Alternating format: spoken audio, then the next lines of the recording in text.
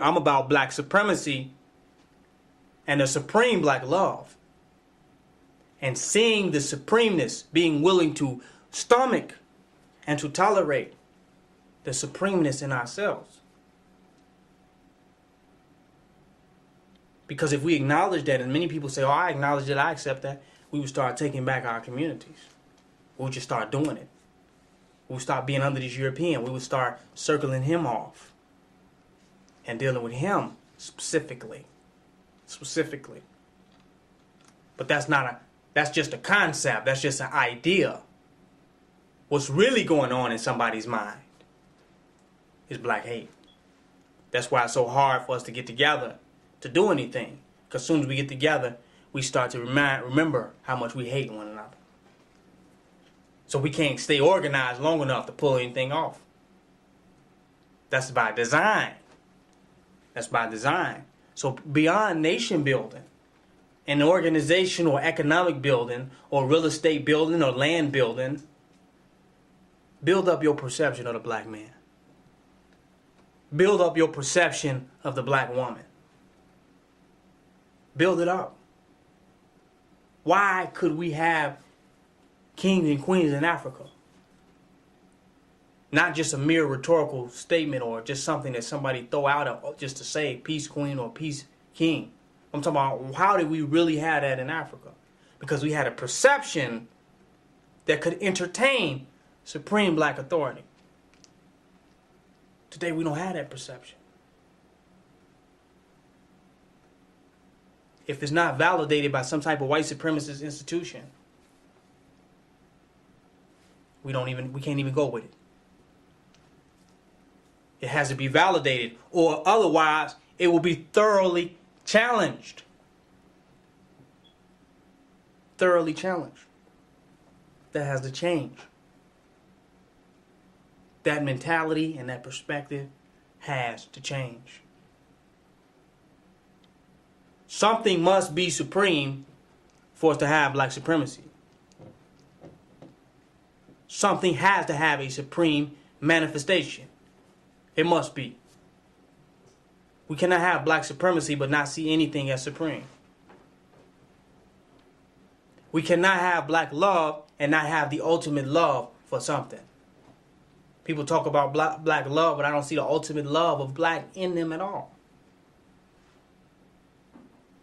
They talk about black power, but they only pimp black power for economic reasons. They can't tolerate black power when they see it manifest something outside of a European get-rich-quick scheme.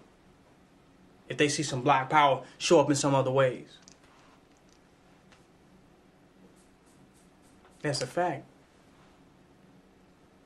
That's why we so upset and mad at drug dealers on our blocks. But we won't go shut down Walgreens in the pharmaceutical industry. And they are the biggest drug dealers out there. That's a fact. Because it's easy to attack black than it is to attack white. That mentality has to change within our community. If I got up here and I spent 5 hours talking about how negative black people were and how evil they were and how messed up our condition was, nobody would say nothing. But if I spend that same 5 hours talking about how evil the white man is, everybody would be like, shh, don't say that. You're a racist. But what are you when you hate your own people, though? What the hell is that, though? That's a racist, too. Because it's a white mind in you to hate black people. So you're a racist, too, for hating your own people. So whenever you talk negative about black people specifically, you are racist. That is the white mind in us that has that attitude towards our people. Now, challenging our people based on ideology, that is a process of growth and development. But real negative perspective, saying to ourselves, oh, you ain't no God. You ain't no God. Interesting. That's black hatred. Because we cannot truly see another black entity really as a god. We can see it as it relates to a good handshake. Or just something cool to say to one another. But realistically, you got some people say, I never worship no black man. Well, then I would say those individuals have an issue with worshiping. Because even Europeans have created the power system within their community and within their groups through their masonry. And they have worshipful masters in their lodges, right? And that's in order of a structure that they have to secretly rule and give themselves a better advantage in society. Because they can look at each other and see this grand master cracker. And look at him, their own devil. Hey, he's the worshipful master. Look at themselves like that. You talk to black people, they say, I ain't worshiping no nigga. You crazy? But them same black people are jealous and envious of what's going on in the lodges. Am I correct? What are the Masons doing? What are the degrees? I want to get in. I want to know the knowledge. Pretending like they're against Masonry, but they still trying to go to the library and get all the books on it. The only issue people have with Masonry is that their ass is left out. That's the only issue, honestly, that they have with the Masons, is that they don't know what the hell is going on. And they're not a part of it. But secretively, while they speak all against it, they wish and they try to flaunt the little knowledge that they have about Masonry. Oh, I know you're a traveling brother. Ain't been to one lodge meeting. But flaunting the knowledge of Masonry, but claim they're against it is evil. But will pretend to be a Mason in any situation they could. That has to stop. But my whole point in saying that is that you see it in Masonry, they have themselves up there. Europeans, this is the worshipful master. A black man cannot be no more than a damn preacher. In our society, you just start talking and say, what are you, a preacher? A minister? No, I'm a god. Okay, this nigga crazy.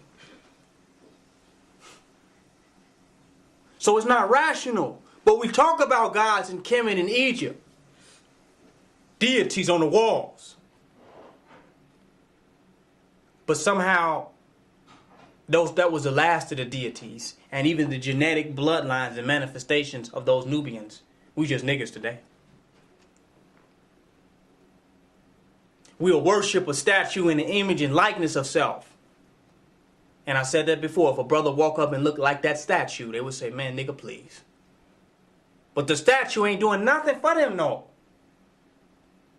The book ain't doing nothing for them. There's no compassion in the Meduneter. Y'all don't hear me today. I'm going in now. The Meduneter does not have compassion to help and assist. It's a book. And in the book, there's supposed to be some understanding of self to connect and deal with the reality of one another. Am I correct? That's the best the book can do. But we claim to be so spiritually and metaphysically deep, but we keep moving with literal hatred of one another. So all the metaphysics in the world have not taught us how to love ourselves. It's taught us to be smarter and deeper than one another. And clicked off and separate from one another. That's not why those books were written. But true black supremacy, enlightened black supremacy, is being able to invoke the feeling and the experience of true compassion for black people of themselves as a real tangible experience. That's a fact.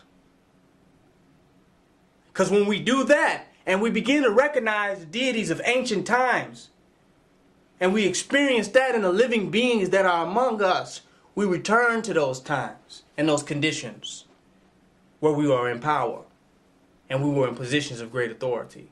And the condition of our community can change. But long as our mind is in the books, and as soon as we close the book, we're going to hate a nigga. Right? Soon as the book closes, it's hatred, jealousy, envy, competition. Crabs in a bucket. Soon as the book closes, soon as the lecture is over with, we go into a crab in a bucket relationship with one another.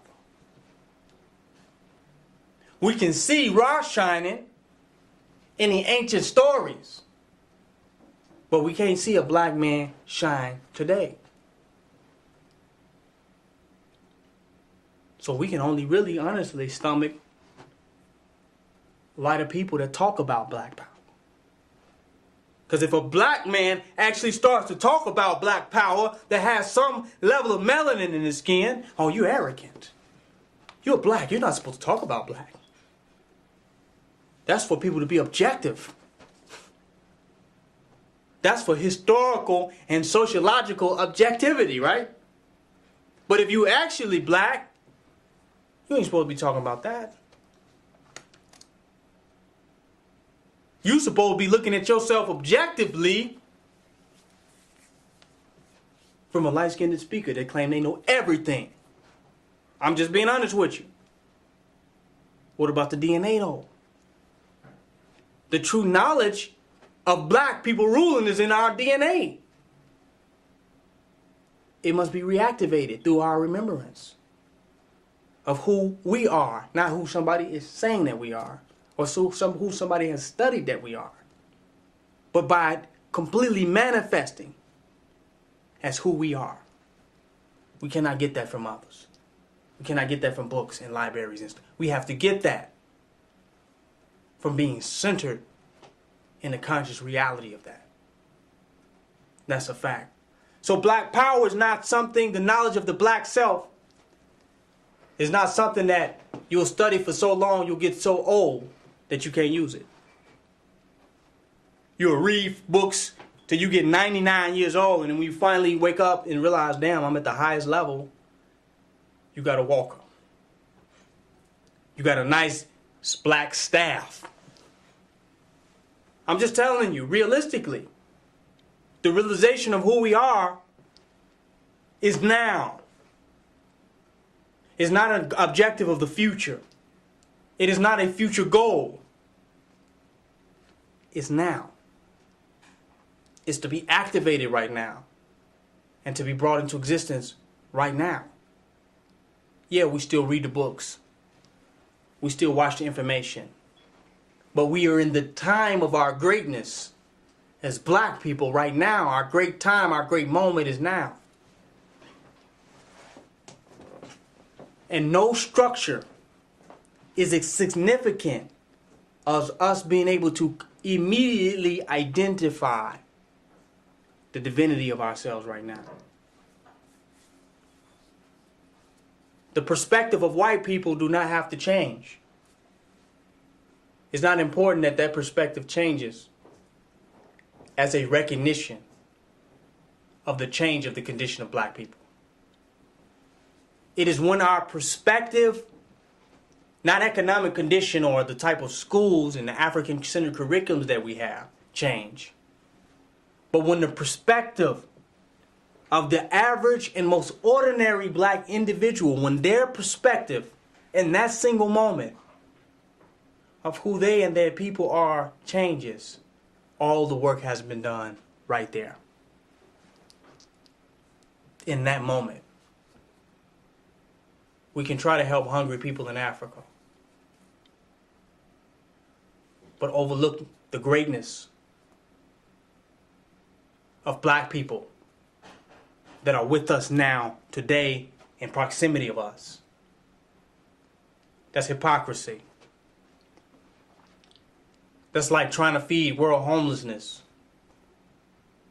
with homeless people laying on your block. That's what it's like.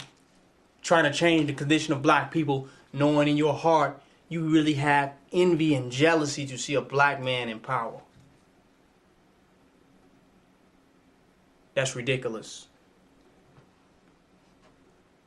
So I go to say this in this particular lecture, that it's about black supremacy. Not moralism, Because we got many moral reasons why we hate black people.